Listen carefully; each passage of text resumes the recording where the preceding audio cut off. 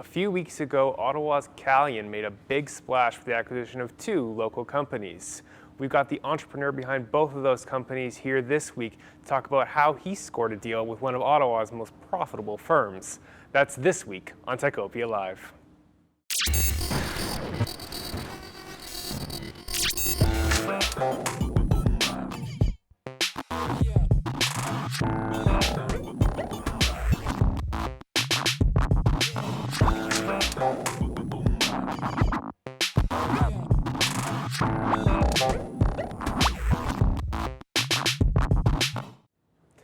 Hello, ladies and gentlemen, and welcome to Techopia Live. I'm your host, Craig Lord, the editor here at Techopia. We are back in Bayview Yards, the accelerator space where Invest Ottawa startups are working diligently around us, as always.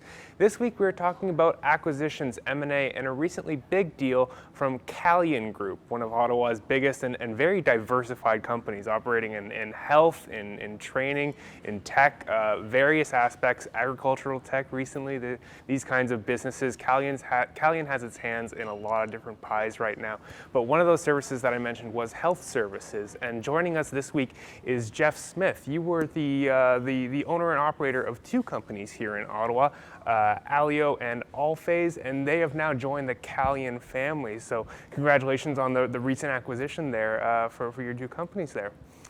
Awesome. So we're going to dig into the conversation, how this deal came about, what it means for both your companies here. But I also want to introduce next to Jeff, we have Chris Egner from Stratford Managers. Chris, could you tell me a little bit about Stratford and what you do with the firm here? Yeah, sure. Stratford is a company that helps organizations grow and scale, and M&A is often a part of that. So, we're able to put together teams of people that can go in and help companies manage through that process. Mm-hmm. And I'm relatively new with Stratford Managers, and I'm responsible for handling sales, business development, marketing. Mm-hmm. But Stratford, a great sponsor of Techopia, of the whole project, and we are very happy to have your expertise on the show, especially as we were talking about M&A this week and what you need to know to get yourself ready for these kinds of processes. But before we dig into the actual deals, all this kind of stuff, let's set the table stakes rather. Jeff, what are the two companies, Alio and Allphase, that have joined the Calian family? Tell us a little bit about the companies that you started and were running here. Okay, so my background's in pharmaceuticals, but in terms of clinical research. So in 2001, January 5th of 2001, I started Allphase Clinical Research, and that's known as a CRO. That's the term in our industry, which means Contract Research Organization.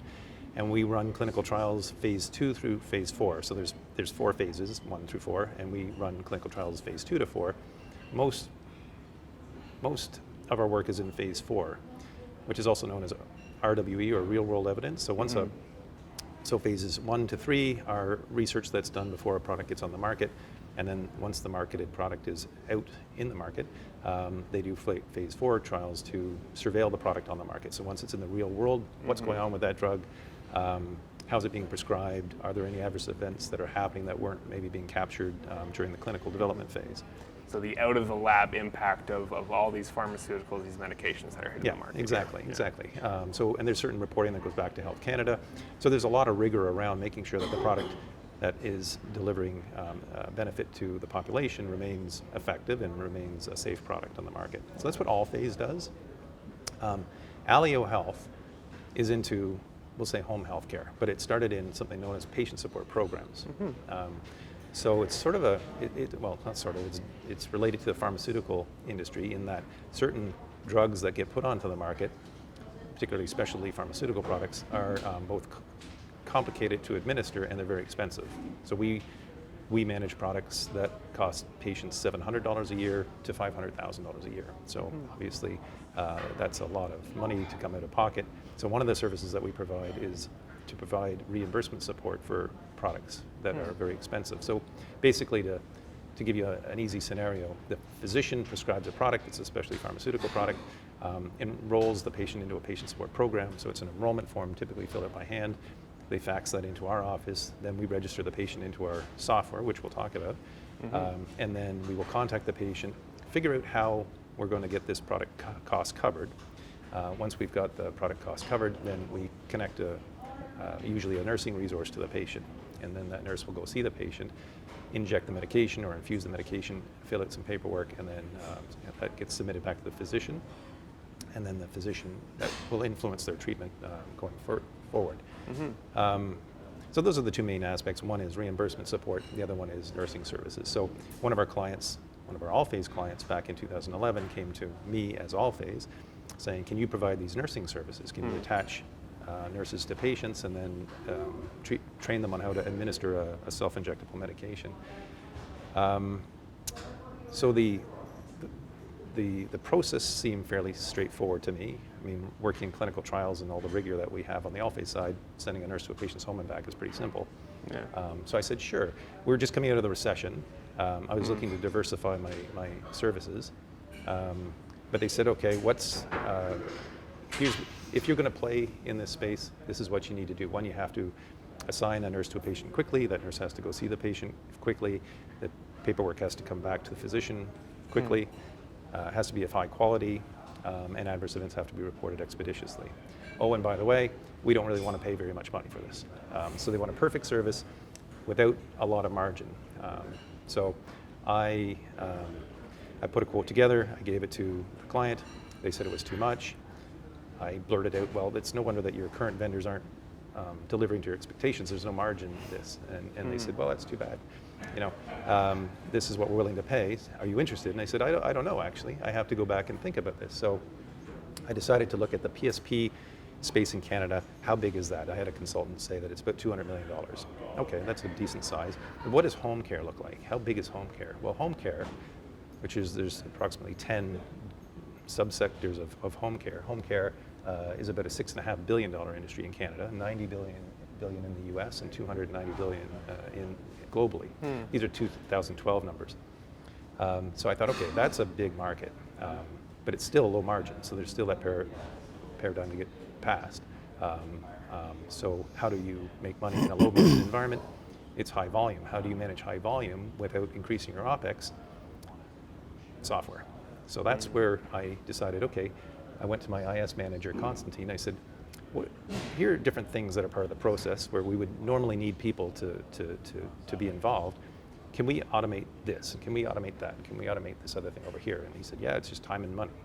So I said, okay. Went back to the client. I said, I'm in. I'll give you the price you're looking for. And they said, fine. How are you going to do it? I'm going to develop this new software. They said, fine, sign here, fill your boots, but we're not going to pay for it. And then we started developing the software. So in June of 2012, that's when Alio Health came to be, and I decided at that point that it wasn't really a sub-service of Allphase, it needed to be its own company. Yeah. So that's when the second company came together. And then in February of 2013 is when HOME, Health Outcomes Management Engine, the software, came onto the market, and we started seeing some significant differences between the service level that we were providing our client and other companies that were providing similar. I think that's a classic story of where do you find those margins? Well, what can we automate? What can we solve with software? And I think that's a story that's told over and over in the tech sector, and maybe a clue as to why Calian was interested in bringing you into the fold. Calian is no stranger to acquisitions. They've made about 10 or so in the past 8 years since Kevin Ford joined the company. Take me to where did the conversation start between you and someone like CEO Kevin Ford to actually bring your companies into Calian, which is operating on many health services at this point? So I think it was in 2017, I went to a health IT summit here in Ottawa, and I presented as Alio Health, and I sat in the audience, and there was a panel, and on the panel was a gentleman named Scott from Calian, and they were talking, I believe he was talking about the large contract that they'd won with the government, a lot of healthcare practitioner resources that they needed to manage, and that they were looking for technologies to facilitate that. So after that meeting, I went on to LinkedIn, I connected with Scott, who connected me with somebody else. We had a conversation, and then everybody got busy. So fast forward to maybe 6 months later, I'm at a breakfast event hosted by Idea Distillery. Kevin was the presenter, and I was listening to Kevin describe the 4 pillars of Calian. But then Kevin said something that got my attention. I was maybe 80% engaged in the presentation. But then he said, at Calian, we service the heck out of our customers. And I thought about that. I thought, do I service the heck out of my customers? I don't know that I do. I want to, but I don't know that I have the pockets to be able to do that because we were a growing company at that point. Yeah. So then I reached out to Kevin via LinkedIn. I said, hey, I've got this technology, maybe you're interested in learning more about it. He said, send me some collateral. I didn't have any collateral because we're not really licensing software. It was kind of the beginning of me wanting to license software. So another 6 months went by. I went to another one of these networking events. Kevin Ford was presenting as CEO of the year. He was talking about the acquisitions that they had done. I love the process by which he was doing these acquisitions. It resonated with the type of organization that we are.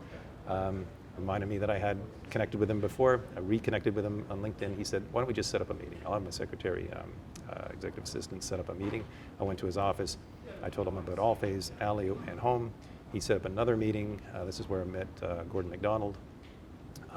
Did the same presentation. Again, in my mind, I'm thinking I'm looking to license Home to Calian. And then we did another meeting where we demonstrated the technology, Home.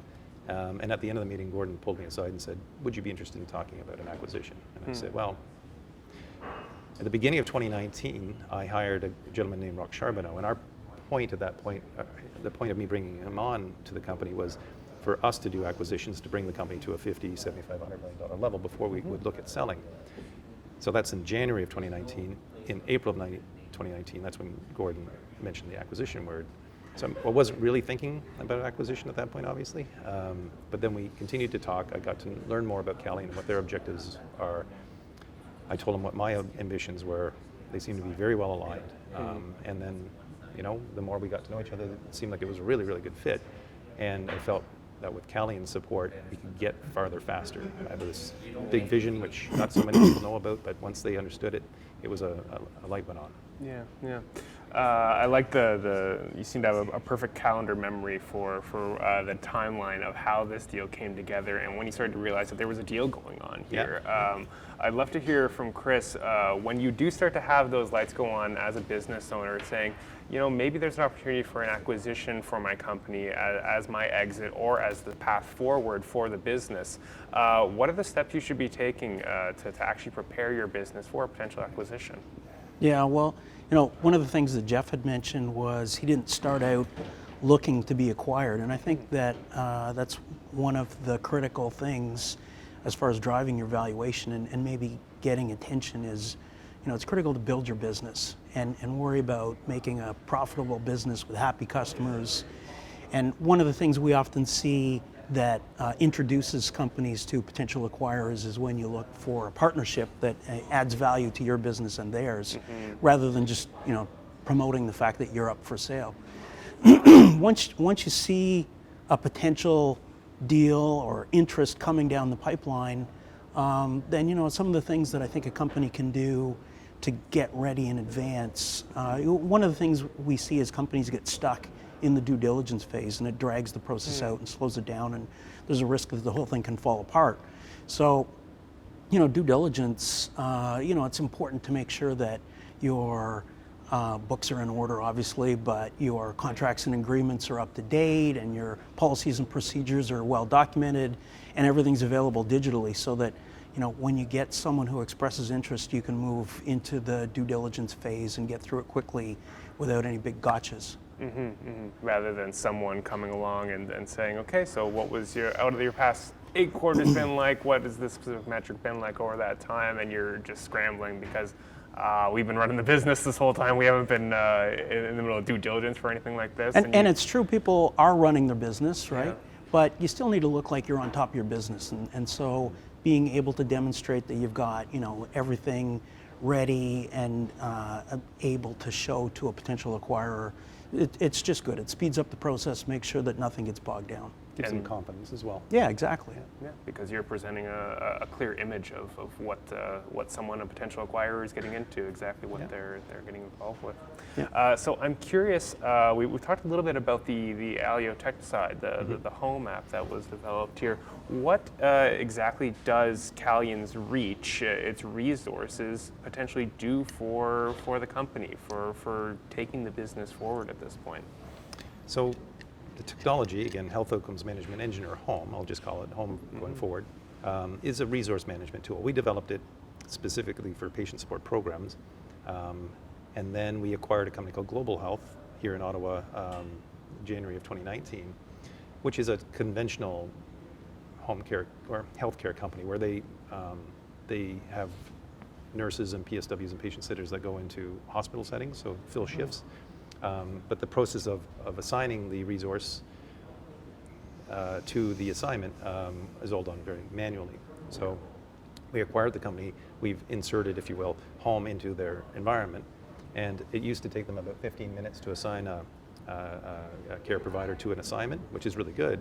We have it down to, I think, a minute and a half. So we've accelerated the process, and we've reduced the amount of energy required to actually process the workload. So we've taken, in your conventional model of an hour, you spend usually about 45 minutes doing administration, 15 minutes of meaningful interaction with people. We flip that around. We do about 15 minutes of admin and 45 minutes of meaningful interaction with clients, which could be your payer or your patient or whomever it is, which means everybody's workload is lightened, the mind-numbing minutia goes away, and people can focus on higher level tasks. So to your question, Calian has a large network. I think it's 1,800 healthcare practitioners across the country. A fair bit of manual work involved in managing that. We're going to take the home system, integrate it into the Calian world, and make them more efficient and increase EBITDA in that process, which is really what this is. It's not all it's about, but there's a good portion of it is increasing EBITDA, right? In any business. And so the more you can automate and the more your OpEx can diminish, or at least not grow with growing revenues, the more EBITDA you have to use for growing the company. So Calian has a global reach. I've been speaking with Gordon and Kevin about taking home and our healthcare services globally. We're going to start with just doing what we can in Canada, the United States, and then go beyond there. We haven't had a lot of time to sit down on strategy yet, so that could change, but I think that's the intent at the moment. Did I answer your question? Yeah, you did, absolutely. I like what you say about, I think much of the opportunity or the obstacles that we see in healthcare today are those administrative burdens that you were talking about, and how the home platform is helping to reduce those obstacles, turning into opportunities. I think is kind of the key message for what you have been doing with Alio and with Allphase, and now taking that wider with Calian, with the big reach that this large company has in Ottawa and beyond. So really cool story to hear about. And the future of your business going forward here. And Chris, thank you so much for joining us and giving kind of the context to what M&A plays like this mean, and how you can set yourself up for a bit of success like you found here, Jeff. So both of you, great to have you here. Thanks so much for joining us today. Okay. Thank you. Now, before I let you go, I want to take a quick moment and thank some of our sponsors, without whom Techopia Live would not be possible. I want to start with Number Crunch, offering virtual CFO services to SaaS firms. There's Pearlie Robertson Hale & McDougall, a leader in business and tech law. There's TD Bank, offering specialized programs for tech firms. There's the University of Ottawa Faculty of Engineering, creating the next generation of technical talent. There's KRP Properties, offering so much more than just space. Of course, we had Chris today here from Stratford Managers, offering a variety of services to help you scale up your tech venture. Now, Techopia is not just this fantastic show. We are also available online at obj.ca/Techopia with daily articles covering Ottawa's tech scene. You can follow us on social, on Facebook and Twitter at Techopia OTT. And if you're watching us on YouTube, please leave us a like and a comment, and subscribe if you want to see more of our weekly tech interviews. Apart from that, I just want to thank you very much for joining us for this week's episode of Techopia Live. We hope to see you next week for the very next episode. Hope to see you then. And this is the Barton Ware.